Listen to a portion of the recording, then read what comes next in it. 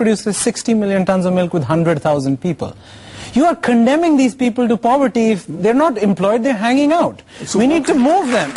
We need to move them to low-skill manufacturing, which is a disease you have eradicated. India has a hero or zero labor market because organized manufacturing has not come because of our labor laws.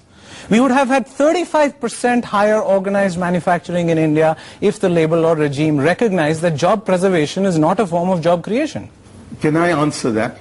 The dairy movement in India has been largely promoted in the cooperative sector, and in the cooperative sector there is a far greater respect given to the producers who are also the laborers. And I do not believe that if we keep looking at this only from the angle of production, instead of looking at it in terms of the remuneration that labor gets and the kind of protection that is required for that huge labor force, which will never come into manufacturing. Why not? Which will remain where they are. They have a birth defect? I think we need to protect them there, and I do not think we should reduce the status of organized labor to that of unorganized labor. Gurudas Das Gupta, if you look across the border, when you see the success that countries like China have had in bringing millions and millions and millions of people out of poverty, it had a lot to do with the fact that they had lots and lots of factories and therefore lots of employment. It was a manufacturing-led economy.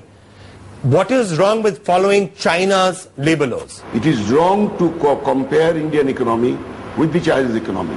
Why? Because in the Chinese economy also there is huge underpayment, huge job loss, and a large volume of poverty. It is not a paradise. Neither India is a paradise. The basic question is different. The basic question is not only growth and production. Basic question is welfare of the people. You cannot show me a single example where a factory could not come up because labor law obstructed it. Because no enterprise, no corporate believes in observing the labor laws. Okay, could you give me an example? The basic question is, I am giving example of Honda, I am giving example of Sunbeam, I am giving example of jute manufacturers in West Bengal, I am referring to tea industry in West Bengal, I am referring to manufacturing in the construction industry in Tamil Nadu. All those are my examples. No, labor law is... Why are they your examples? Because they've been destroyed. Never observed by... All of them have been destroyed. Why is it been destroyed? I mean, 100% because job preservation was viewed as a form of job creation. So 700 secure jobs and insecure jobs are better than 200 secure jobs. Let me add that in West Bengal, Gurudas Das Gupta ji will know that 45% of this country's person days lost due to strikes and bunds, 45% is in West Bengal. No wonder nobody wants to go there. I think that... Can he respond to that? Gurudas Das Gupta, you want to respond to that? It is a dilution of truth. A dilution of truth. Okay, it's not entirely untrue. It's not entirely untrue, it's a dilution of the truth. No, it is a dilution of truth means it is untrue. I do not say it is lie, because lie is a bad word. It is mainly due to lockout and closure, not due to strike, that the man days are lost in West Bengal. So who locks out? Ignorance As perhaps a person who has been through the largest strike in recent years, what led to it? Was it management fault? Was it workers being unreasonable? What leads to strikes and lockouts? I think Mr. Gurudas Gupta was leading the strike at that time. That's why I'm trying to get you into discussing it with him. We were having negotiations. Our cost to the company of a worker was 22,000 rupees in 2000. They were asking in 5 years it would have been 40,000 rupees. So they went on strike. Fortunately, we worked at 100% capacity when 70% of the workers were outside. Cutting short the point, they had to withdraw the strike. We implemented our program of productivity and incentives. The situation today is, because we were able to control the cost to the company, we improved productivity. Maruti today is producing at that time 3 lakh vehicles, today 1 million. More jobs have been created because we were able to reduce our cost, be productive, were able to improve our market share and export. So you can do all that?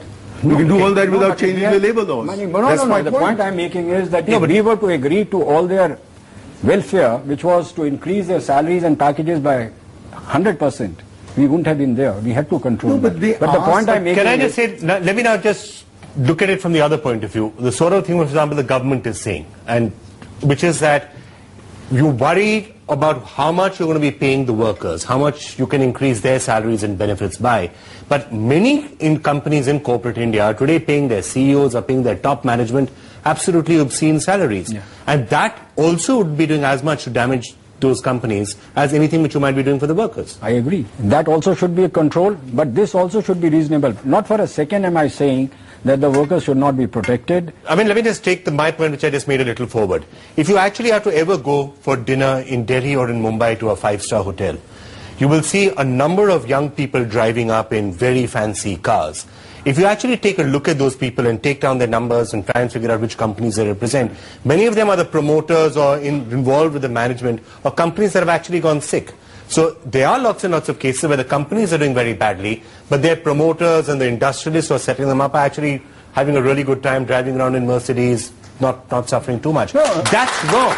There is something wrong with that. I don't think we want to protect an entrepreneur who has violated any kind of labor protection. You're talking about but people they get away with it. They get away with it. Why is it that somebody whose company is sick or whose company is making losses, why should the promoter be driving around in a Mercedes? Well, the key issue you're raising is ostentatious consumption. That's what you're talking Manish, about. Does it or does it not happen? And should something be done about that? I mean, what? Go to the workers and say, fine, make adjustments, but then also somebody at the top level should also... But we've seen that in the downturn. No, those adjustments have been made. I mean, see, yes, I mean, it's not there are silly entrepreneurs, but drunk driving is not an argument against cars. They are corrupt politicians, they're good politicians, they're good trade union, bad trade unionists.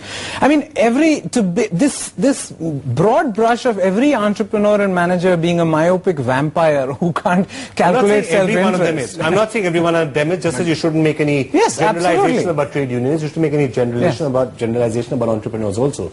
But an exercise which you might be interested in doing at some point is take a look at the stock market pages of any newspaper. Yes. Look at the number of shares that are trading at less than 10. Which means the company is in deep trouble. Go and look at their promoters and see how many of them are still probably having a good lifestyle.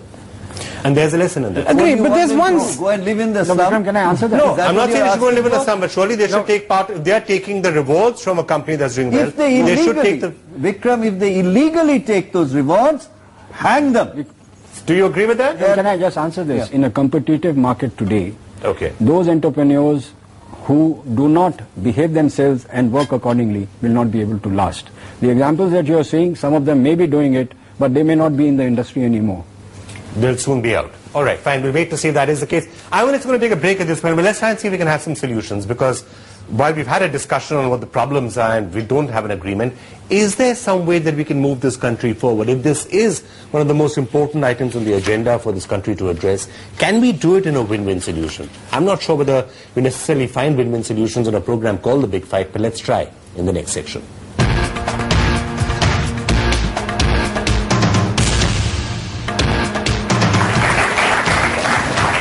Welcome back to The Big Fight. We are addressing one of the most important issues perhaps for the country and for the country's economy, because every single economist, every second economist says that you must fix labor reforms, you must do labor law reforms if you really want to move forward.